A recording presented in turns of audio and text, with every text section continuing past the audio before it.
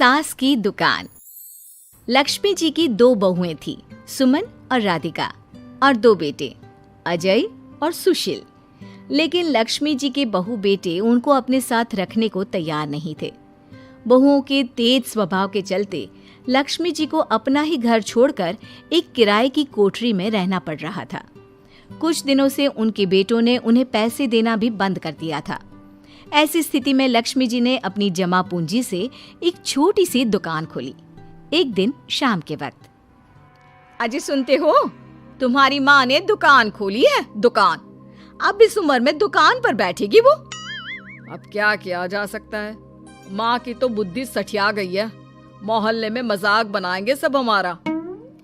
अरे जेठ जी, इसमें परेशानी क्या है अगर सासू माँ ने दुकान खोली है? हाँ, राधिका ठीक तो कह रही है। अपनी दुकान पर बैठी रहेगी, कम से कम हमें परेशान तो नहीं करेंगी। हाँ, वैसे बात तो ठीक है।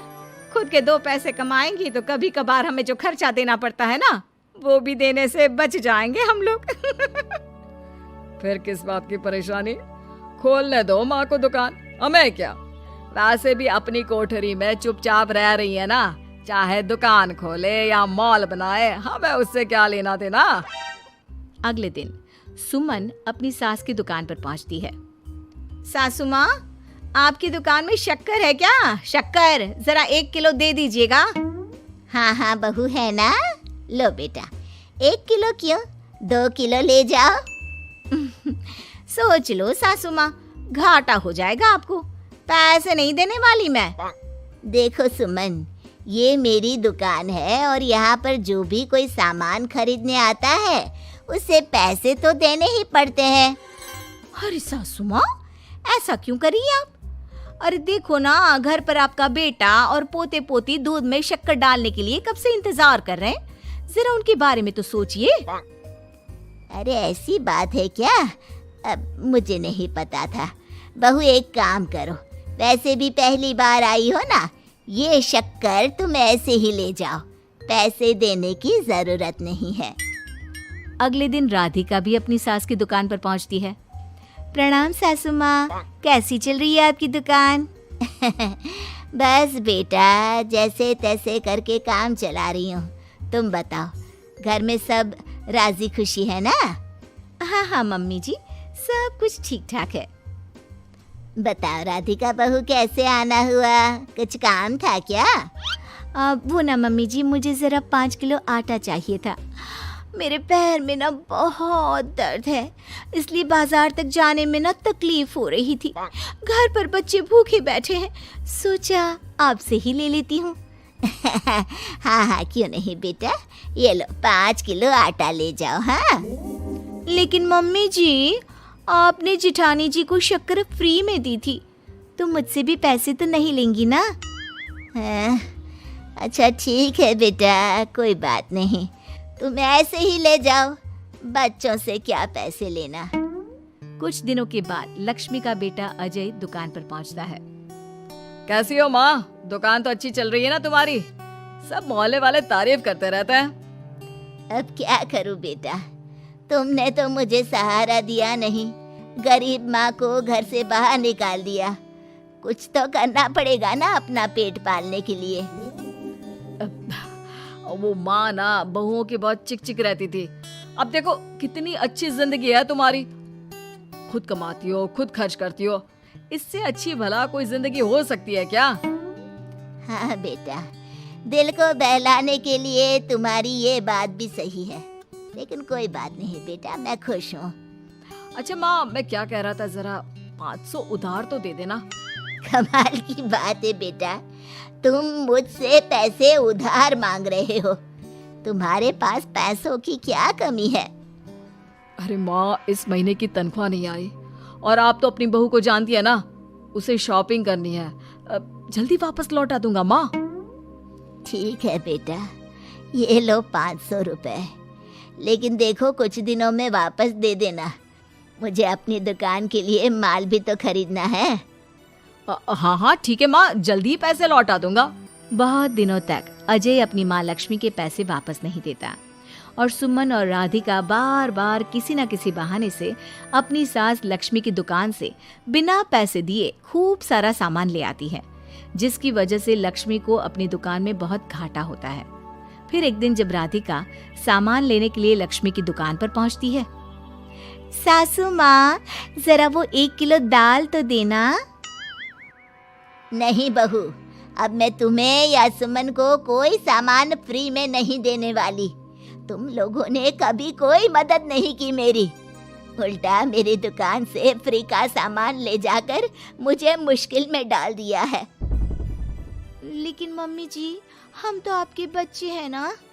अगर इतना ही मेरे बच्चे हो तो फिर मुझे घर से बाहर क्यों निकाल दिया? देख बहू, अब मैं तुम्हें 1 रुपए का सामान भी फ्री में नहीं दूंगी। और जाकर सुमन को भी कह देना, आए दिन तुम्हारा पति मुझसे उधार ले जाता है और वापस भी नहीं लौटाता। राधिका गुस्से में घर वापस आती है। घर आने के बाद, क्या हुआ राधिका, बहुत गुस्से में लग रही हो तुम? सासू माँ की दुकान पर गई थी ना? सासू माँ का तो कुछ करना पड़ेगा, जब से ये दुकान खोलकर बैठी है। अक्कड़ तो देखो उनकी। अरे लेकिन हुआ क्या है? होना क्या है, दाल लेने गई थी, मुझे 4 बातें सुनाकर उल्टा भेज दिया, कुछ दिया भी नहीं। ये तो सासू माँ ने ठीक नहीं किया। देखो मेरे पास ना एक बहुत अच्छा प्लान है। कैसा प्लान भाभी? हम अपनी सासू माँ की दुकान में किसी चोर से कहकर चोरी करवा देते हैं और सारा सामान अपने घर मंगवा लेंगे। उसके बाद हमारे पास फ्री में सामान भी आ जाएगा और सासू माँ की अकल भी ठिकाने आ जाएगी। ठीक है भाभी, मैं आपका पूरा साथ दूंगी। अब जल्दी से ये काम करवा दीजिए। और 2 दिनों के बाद सुमन और राधिका एक चोर से मिलकर लक्ष्मी की दुकान में चोरी करवा देते हैं। हे भगवान, ये क्या हो गया? इस उम्र में जैसे तैसे अपना गुजारा कर रही थी, लेकिन चोर मेरा सारा सामान लेकर चले गए। अबे क्या होगा? तभी वहां पर राधिका और सुमन पहुंच जाती है। क्या हुआ सासू माँ, बहुत दुखी लग रही हैं आप। अरे क्या बताऊं, मेरी दुकान का सारा माल चोरी हो गया। अब अगर आप अपने ही बहू बेटी को सामान नहीं देंगी तो ऐसा तो होगा ना सासू माँ। अब राधिका की बात सुनकर लक्ष्मी को यकीन हो जाता है कि इस चोरी के पीछे कहीं ना कहीं उसकी दोनों बहुओं का ही हाथ है।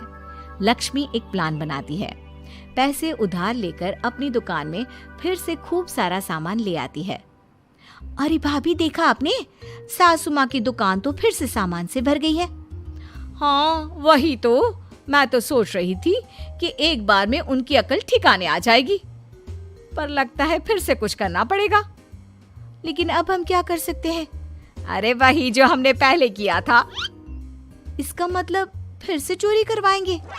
हाँ, उसके बिना हमारा काम कैसे चलेगा? और इस बार चोरी करने हम दोनों चलेंगे, कुछ नहीं छोड़ेंगे उनकी दुकान में। सुमन और राधिका दोनों मिलकर लक्ष्मी की दुकान में चोरी कर लेती हैं और सारा सामान चुपचाप अपने घर के स्टोर में लाकर रख देते हैं। लेकिन सुबह होते ही लक्ष्मी पुलिस लेकर सुमन और राधिका के घर पहुंच जाती है। इंस्पेक्टर साहब, मेरी इन दोनों बहुओं ने ही घर में चोरी की है। अरे ना ना इंस्पेक्टर साहब, ये हम पर झूठा इल्जाम लगा रही हैं। अरे हम क्यों इनकी दुकान में चोरी करने लगे? माँ, आपको शर्म नहीं आती अपनी बहू पर झूठा इल्जाम लगाते हुए? हाँ माँ, हम आपके बेटे हैं और ये आपके बहुएं हैं, आप ऐसा कैसे कर सकती हैं? लक्ष्मी जी, क्या आपके पास कोई सबूत है? अरे इंस्पेक्टर साहब, आप इनकी बातों में मत आइए। ये हमारी माँ है और इनकी दिमागी हालत ठीक नहीं है, इसीलिए तो हमसे अलग रहती हैं। इंस्पेक्टर साहब, मेरी दिमागी हालत बिल्कुल ठीक है और मेरे पास इन दोनों के खिलाफ बहुत बड़ा सबूत है। बताइए, क्या सबूत है आपके पास? आप जरा मेरी दोनों बहुओं के हाथ पानी से धुलवा दो, फिर सब कुछ साफ साफ पता चल जाएगा। अरे हाथ पानी से धोने से क्या होगा माँ? आप दोनों मेरे सामने अपने हाथों पर पानी डालिए। जैसे ही राधिका और सुमन अपने हाथ पानी में डालती हैं, उनके हाथों का रंग लाल हो जाता है और ये देखकर सब लोग हैरान रह जाते हैं। अरे ये क्या, तुम्हारे हाथों का रंग अचानक से लाल कैसे हो गया? क्योंकि मैंने अपनी दुकान के सारे सामान पर एक तरह का केमिकल लगा कर रखा था।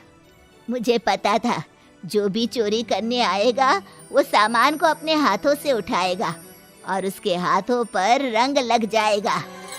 अरे माँ, आप तो बहुत चालाक निकली। इसे चालाक नहीं बेटा, बुद्धिमान कहते हैं। और जिसके तुम्हारे जैसे बहू बेटे हो उसे थोड़ा बहुत तो अपनी अकल से काम लेना ही पड़ता है ना। शर्म नहीं आती आप लोगों को अपनी ही माँ को परेशान करते हुए? हमें माफ कर दीजिए सासू माँ, हम आइंदा ऐसी गलती कभी नहीं करेंगे। और हाँ, आपको अपने साथ रखेंगे, आपकी सेवा करेंगे और पूरी इज्जत भी देंगे। हमें माफ कर दीजिए।